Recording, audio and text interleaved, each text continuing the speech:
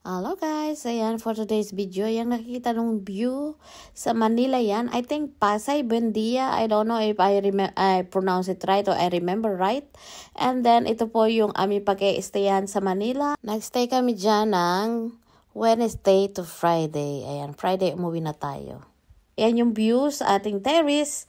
Of course, yung swimming pool po, it's cost, pwede nyo gamitin para sa mga nag-i-stay. It's cost 150 to 200, I think, if I remember right. So, of course, nag-pictorial kami dyan. And then, alam nyo, pagkarating po namin dyan sa Manila, hindi na kami nagsayang ng araw. Hindi na kami nagpatumpik-tumpik pa. Of course, lumabas kami agad pagka pasok namin, ayan, at nilakad lang namin yan, ayan, sa Mall of Asia, malapit lang po yung ating tinitirhan.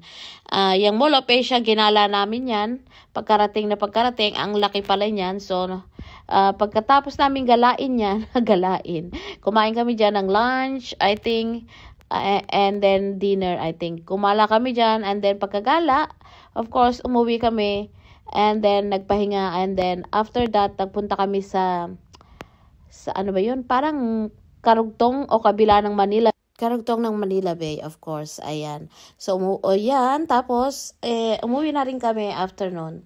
Thank you for watching, guys. Bye-bye. Enjoy!